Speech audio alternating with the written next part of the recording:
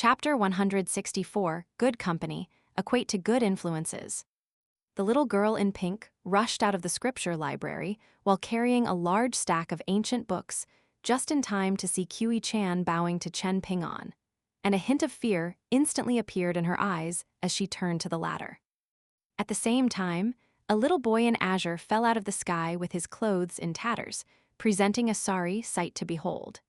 A streak of golden light was revolving incessantly around him, as if it were a soldier responsible for escorting a criminal. The little boy in azure was panting heavily as he laid on the ground and wiped the blood from his face. He turned to Chan, and the vicious look in his eyes still hadn't completely faded. This was no surprise, considering that he had reigned supreme in the river outside the city for several centuries up to this point, so he was naturally feeling extremely furious and indignant to have been embarrassed like this. With a snap of his fingers, the streak of azure light flew back up Chan's sleeve like a bird returning to its nest. Chan could see that there was a slightly perplexed look on Chen Ping'an's face, so he smiled and explained, "Do you recall back when we were outside the Yefu Pass, how I was boasting to you about how I had prepared some extremely precious presents for you? One of those presents is this temporarily ownerless flying sword by the name of Golden Autumn. Not only is it quite a powerful flying sword, even someone with a cultivation base that's not particularly advanced can use it." A smug grin appeared on Chan's face as he said, "The last owner of this flying sword was an almighty sword immortal of the Middle-earth divine continent. He was also a complete and utter Go addict, and perhaps he took a hard knock on the head or something, but he decided to switch from sword cultivation to completely dedicating himself to playing Go. Unfortunately for him, he was a rather mediocre Go player, and he lost this flying sword to me in a bet. Ultimately, I'd say he made the bet with me knowing full well that he would lose his flying sword out of a desire to cut all ties with his former identity as a swordsman." "Will Lin Xiaoyi be able to use this Golden Autumn?" Chen Ping'an asked with a curious expression. A dismayed look appeared on Chan's face as he groaned, "Teacher, you're displaying way too much favoritism. Of course Lin Xiaoyi will be able to use the sword, but it would be an enormous waste to give it to him. I'm willing to give this sword to you, but there's no way I'd be willing to give it to Lin Xiaoyi." The little girl in pink and the little boy in azure exchanged a glance with one another, and both of them could see their own astonishment mirrored in each other's eyes. The concept of making a bet with a sword immortal from the Middle-earth divine continent was a completely unfathomable one to them. Chen Ping'an took a glance at his surroundings, then prepared to depart and continue on his way. "Please wait a moment, teacher. I have some other things to tell you so that no unforeseen mishaps arise during your journey back to Dragontail County," Chan said, then pulled out the inkstone that was once the premier treasure of the lurking dragon temple as he turned to the water snake and the fire python as he ordered, "Put your true bodies in here right now. I don't have much patience, so I suggest you don't test me. If you dare to delay any longer, I may just have to." Chan's voice trailed off here, and he began contemplating whether he should just kill the little boy in azure to get rid of him once and for all. After all, in order to enact the plan of Dragon Spring County, it was already sufficient for him to establish ties with the old flood dragon.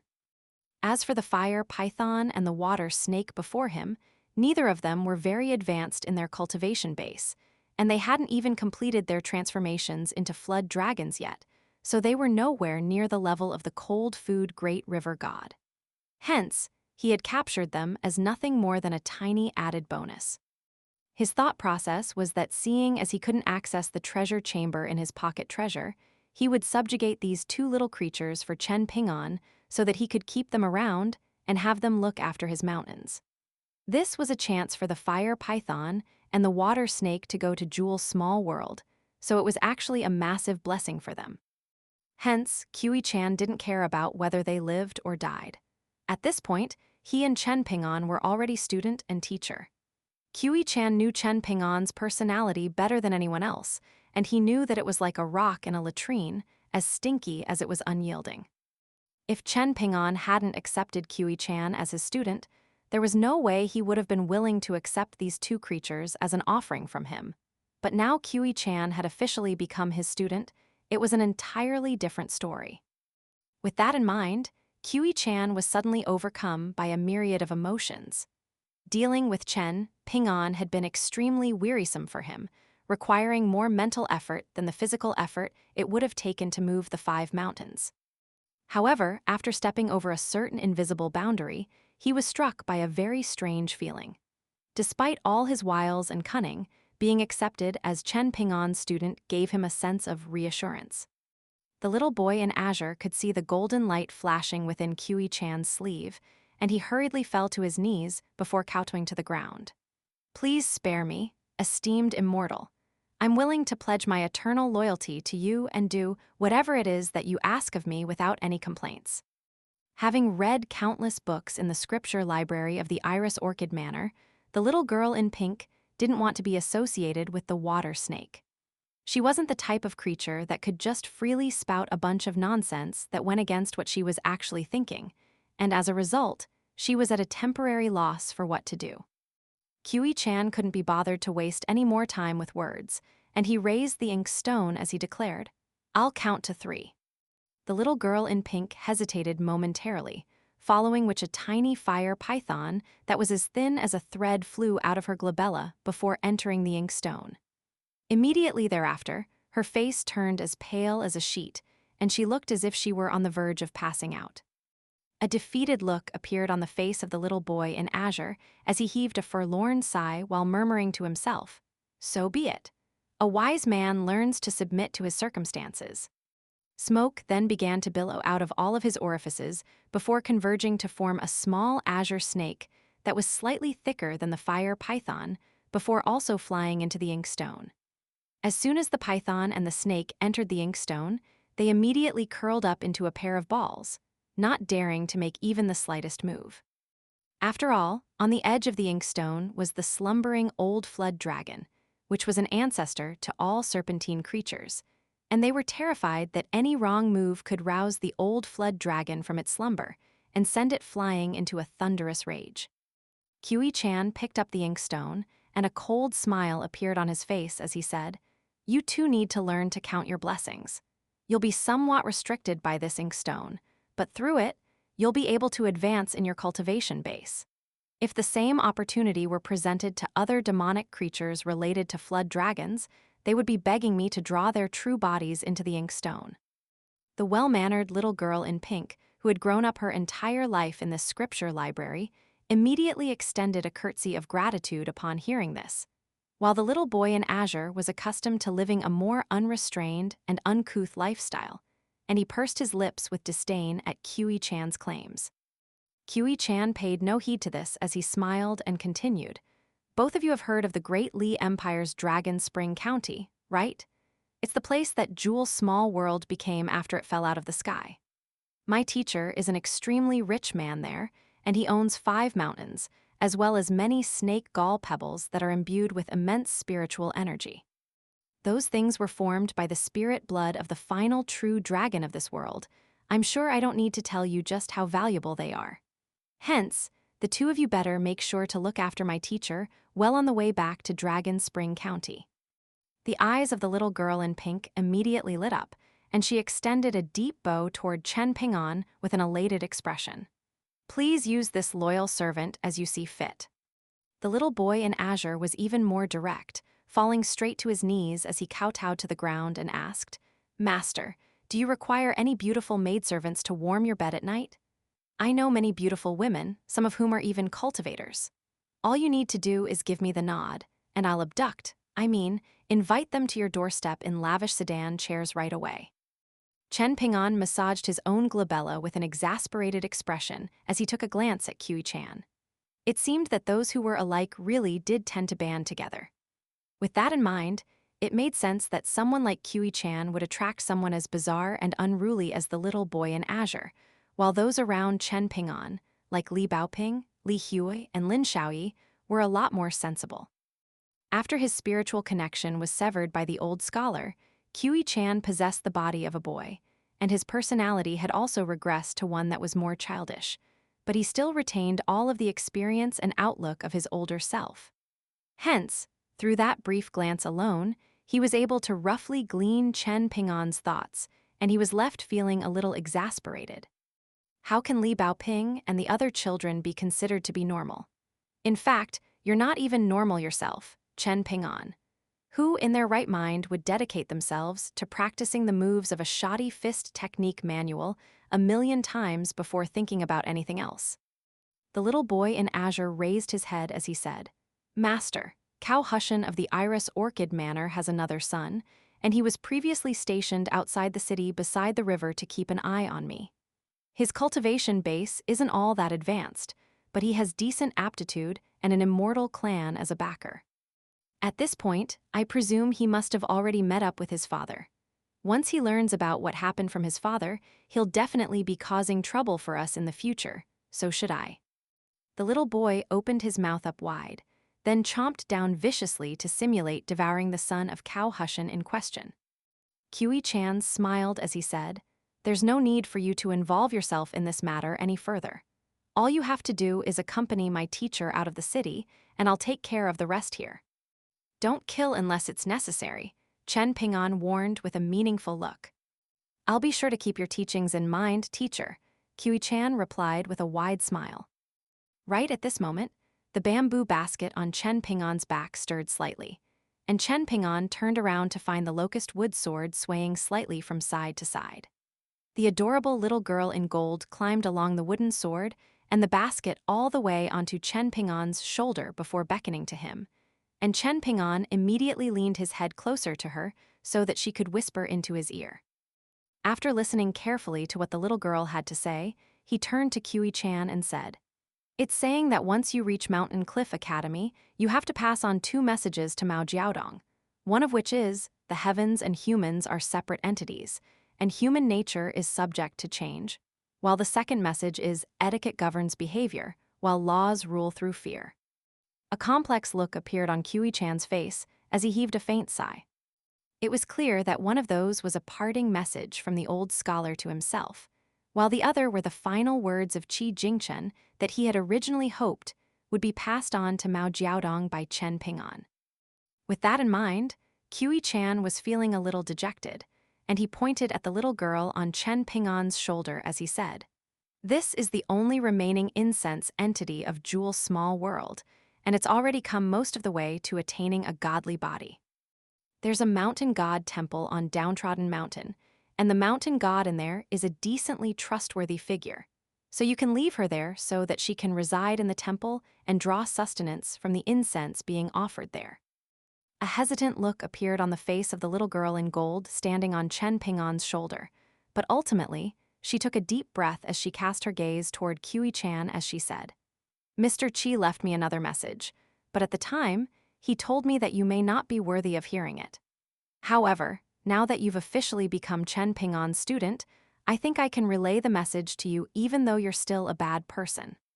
Kui Chan faltered slightly upon hearing this, following which a hint of excitement appeared welled up in his heart, and he put on a serious expression as he prompted, "Please go ahead." The little girl in gold said in her tender voice, "The student asks, why does it say that a crab has 6 legs and 2 claws? Is that a clerical error?" To which the teacher replies, "The impoverished scholar has a tight budget." I'm not entirely sure, but I think what this is supposed to mean is that the impoverished scholar has never bought a crab due to budgetary limitations, so he's never actually seen a crab up close and doesn't know that it's actually supposed to have 8 legs. Kui Chan immediately burst into raucous laughter upon hearing this, laughing so hard that tears were streaming down his face, while everyone else looked on in befuddlement. Kui Chan made his way back toward the scripture library on his own while continuing to howl with laughter, wiping the tears from his eyes as turned and said, "I won't accompany you beyond this point, teacher. I wish you a safe and smooth journey home."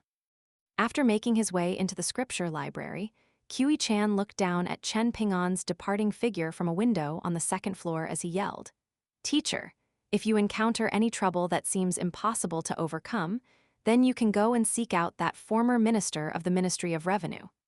Just tell him that you're my teacher, and it would be even better if you could tell him that you're half a student to that old scholar." "All right, I'll keep that in mind," Chen Ping'an replied as he turned around. "Look after yourself." It looks like we'll both be embarking on journeys of our own, Chan murmured to himself as he waved farewell at Chen Ping'an. He then made his way all the way up to the 6th floor, where he cast his gaze into the distance. The reason why he had been unwilling to make his way up to this level earlier wasn't because there were any secrets lurking on this floor. Instead, it was simply the childish nature of his personality at play once again, resulting in some unpleasant memories surfacing in his mind. He may have been the first disciple of the scholarly sage and the imperial preceptor of the great Li Empire, but he had once been young, just like everyone else. Upon making his way to the top floor, Chan fell backward onto the ground before casually placing the antiquated inkstone on the ground beside him, paying no heed to the dust that was gathering all over his pristine white robes. He turned to look at the inkstone as he murmured to himself, "Seeing as I've already begun, I may as well go all the way and gather the true bodies of all of the flood dragon descendants of the ancient Shu nation into this inkstone." He then turned to look at the caisson ceiling up above, where an authoritative dragon was engraved, and it was a little different from the scripture library back home, which was dimly lit and certainly didn't have anything as beautiful as this caisson ceiling to behold. Chan closed his eyes, feeling a little sleepy. He still recalled that during his youth, he possessed tremendous aptitude, but was always easily distracted. His cruel grandfather had very high hopes for him, and in order to hone his concentration, he had been locked up in the small pavilion on the top floor of the scripture library. The ladder was carried away so that he couldn't get down, and his meals were lifted up to him using rope. Of course, there was also a lavatory, which was changed every day. As an act of rebellion to display his displeasure at this inhumane treatment, Chan would often tear pages off books to use as toilet paper or fold them up into little paper kites and birds before tossing them out the window and watching them fly away with the wind. Whenever he did this, he would hear his grandfather erupt into a furious tirade at the foot of the scripture library. During that time, the one thing that Chan did the most was stack up all of the books in the pavilion, then stand up on the tall pile of books so that he could look out at the river outside the city through the window. It was often the case that he would spend hours at a time watching the river. Back then, his name had been Chanchan, rather than Chan, with the first Chan in his name representing the sound of flowing water, while the second represented mountains. Chan's current name is Chan, with being the surname, while Chan means sound of flowing water. His past name was Chan, with Chan also pronounced Chan, meaning tall mountain. His grandfather had given him this name in the hope that he would grow up into an accomplished scholar with morality as lofty the tallest of mountain peaks and sufficient knowledge to fill the largest of rivers. Beyond all else, his grandfather hoped that he would go on to become a noble person who was respected and revered by the masses, but Chan wanted none of that for himself. After finally being freed from his purgatory on the top floor of the scripture library, he immediately left his home to embark on a long journey. He traveled out of the nation, then made it all the way to the Middle-earth divine continent, wanting nothing more than to get as far away from his stubborn mule of a grandfather as possible. On top of that, he removed the second Chan from his name as well, preserving only the first Chan, which he preferred over the second one. Even after returning to Eastern treasured vile continent and becoming the imperial preceptor of the great Li Empire, he didn't return home even once as he simply didn't want to. Chan opened his eyes, then wiped a sleeve across his face as he snapped, "What are you looking at? You've never seen a man cry before." The yin god of a scholarly robed old man had appeared on the top floor of the scripture library. It was none other than that old flood dragon, and he was staring at the inkstone with a dark expression. Chan remained laying on the ground, then sent the inkstone flying toward the old man with a sweep of his sleeve as he said, "I've already rid you of 300 years' worth of cultivation base, so I'm not going to pursue the matter from last time any further. Instead of traveling to Dragon Spring County, I want you to help me capture all of the flood dragon descendants in this place. I don't care what age or cultivation base they are, capture all of them in this inkstone. My teacher has a large collection of exceptional snake gall pebbles that he left at home, and thank heavens that he did. Otherwise, given his personality, he may have already given all of the pebbles away at this point. Once all of the flood dragon descendants are captured, those snake gall pebbles can finally be put to good use. Kiwi-chan then sat up as he casually dusted himself off, while the old flood dragon stowed the inkstone away. He could clearly sense the change in Kiwi-chan's aura, and the discontent in his heart instantly completely faded, replaced by resignation and admiration. As expected of the great Li Empire's imperial preceptor, Kiwi-chan heaved a faint sigh as he said, "There's nothing surprising about any of this. This is a rare occurrence on the tiny eastern treasured Vile continent, but on the Middle-earth divine continent, all you have to do is stay there for a century. And during that time, you'll see countless exceptional prodigies make meteoric rises before falling to their demise just as quickly as they emerged onto the scene. The turnover will be so fast that you won't even be able to follow all of them. In the end, you'll come to realize that longevity is paramount above all else." The old flood dragon shook his head with a smile as he said, "The Middle-earth divine continent is not a place the likes of us can set foot on. If we're discovered, there's a very high likelihood that we'll be captured by those powerful empires and be torn to shreds." Kiwi-chan remained seated on the ground as he said with an indifferent expression, "There's been another change of plans. Some people in the capital city of the Great Li Empire think that you don't have the authority to serve as the mountain master of the new academy on Cloud Drape Mountain. I objected to this idea, but His Majesty has already made a decision to assign you as only a deputy mountain master, and you may not even be second in charge. This was an oversight on my part, so if you choose to renege on our agreement, then I won't have any complaints." The old man smiled as he replied, "I think it's a blessing to serve as one of the lower-ranking deputy mountain masters. If anything bad happens, I'll be able to hide behind those above me on the hierarchy." Kiwi-chan's brows furrowed slightly as he warned, "If you're saying this just to suck up to me, then I suggest you reconsider, because I won't allow you to renege on our agreement in the future once you've made this decision." "Rest assured, my decision has already been made," the old man replied. Not only was Kiwi-chan not relieved to hear this, a mocking sneer appeared on his face as he remarked, "No wonder you were able to live for so long." The old man paid no heed to the mockery on Kiwi-chan's face as he sighed, "All I hope for now is to be able to live a little longer." Kiwi-chan rose to his feet, and all of the dust that was clinging to his robes fell away on its own as he said, "I'm going to need you to take me to Great Sway Nation, then come back here and put an end to things here in Iris Orchid Manor. Along the way, you can turn that river god outside the city over to your side as well." A peculiar look appeared on the old man's face upon hearing this. Kiwi-chan strode over to him with a grin as he asked, "What is it? Are you not used to having someone straddle across the back of your neck? There's nothing to be embarrassed about. In the distant past, immortals rode dragons just as wealthy individuals rode horses and donkeys. It was something extremely normal and commonplace." A wry smile appeared on the old man's face as he accepted his fate. "In that case, I'll wait for you outside." Kiwi-chan nodded in response, and the old man vanished in a flash. All of a sudden, gusts of fierce wind abruptly swept up in the sky above the city, and the clouds up above descended to such a low altitude that they almost came into contact with the top of the scripture library. The river god outside the city had already adopted its human form, and it was standing on the bank of the river, looking up at the sky with awe and veneration in its eyes. The three gods of the city god pavilion, the Wencheng pavilion, and the martial god temple were also doing the same thing.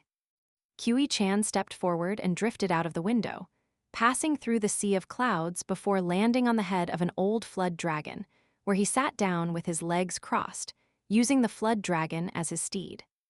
He was just like a godly immortal of the ancient past, riding atop a dragon steed.